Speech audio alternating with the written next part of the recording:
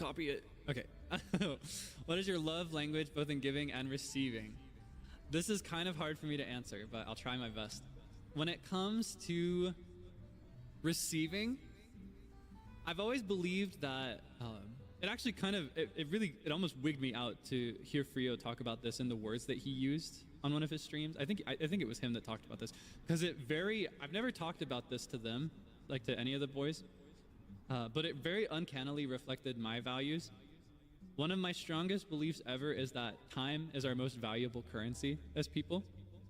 Like, as humans, the most valuable and precious thing you can give or spend on anything or to anyone is time.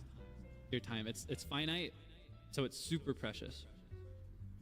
So I think for me, when it comes to receiving, the ones that are most valuable to me and that make me the happiest are, it's probably quality time, number one, just because like the thought of like spending time with someone and for them to set aside time for me makes me really happy.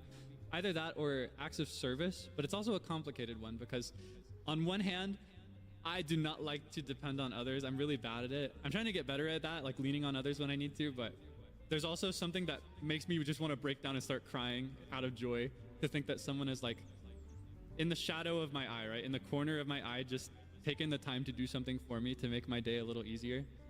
That they would spend their precious time on little old me. It really warms my heart. I'm not much of it's like I appreciate the sentiment of gifts, but I've never felt very good about receiving them. Every time I receive a gift in my brain, it's like, oh man, I gotta give them something twice as cool. And I always try my best, but I feel like I'm always stressed out, feeling like it's not a 50-50 situation when it comes to gifts. Whereas with like acts of service and favors or just like hanging out together, that's something I feel less transactional about, you know? But I do love to give gifts when it comes to giving, you know, shifting away from receiving. I love to give gifts to others. I love to put my time into, and this is also kind of where like time being precious comes in, right? I like to put my time into something. I like to make things. I'm not much of a gift buyer. If it's something really simple that like the main benefit here is that it's a little thing that I shouldn't have remembered, but I did remember, that's a gift that I'm willing to buy. But I like to make things. I like to, like for a lot of things I will like, sometimes if I can't do like any special gift or anything, I'll record a silly little message and put a bunch of effects and music to it, and I'll send that to my friends for their birthdays. I don't know. I've always been a gift giver, but I think my biggest giving language of all is probably acts of service. For example,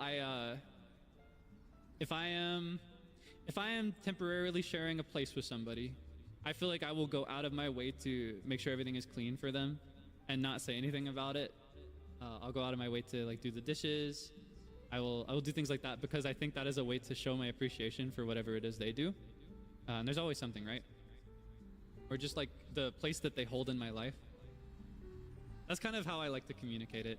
I don't know that it's always noticed or appreciated for sure, but honestly, at the end of the day, that doesn't really matter to me because to me, I'm putting it into the world. I'm releasing my love into the world, you know? And that's enough for me. So I think that's how it goes. I think I like to receive quality time the most, and I like to give like acts of service the most. Physical touch is not a big one for me. I love to give a good hug, but otherwise I'm not a big fan. What else? What are the other ones? Okay, hold on. There's gift giving, there's acts of service, there's quality time, there's physical touch. Words of affirmation. Words of affirmation. I love words of affirmation as well. I try not to do this now, and I've gotten very good at it over the years, but in the past, I was really bad at trusting people. Like if people said things like, I like you, Kaelix, I'd be like, do you really though? I wouldn't say it out loud, but I'd think it, right? I'd be like, you actually hate me. Jail for you for 10,000 years. So words of affirmation, like unprompted things, like, you know, I just really appreciate that you're here. I really love that. I love when people go out of their way to do that. Because if I didn't ask for it, that tells me that you meant it, right? Why else would you say it? The Miette meme. I saw people were clocking that because that's one of my favorite things to do. Yeah, I will confirm it for the people that were speculating about it. If you ever catch me speaking really dramatically or like indignantly or just really, really absurdly like that, that's Miette right there. That's my muse. I want to be Miette when I grow up. I love Miette. I love that stupid cat so much. You kick Kaelix's body like the football? Jail for you. Jail for Debonair for 10,000 years. Yeah, no, I'm very inspired by Miss Miette. Big fan. You clocked the reference perfectly.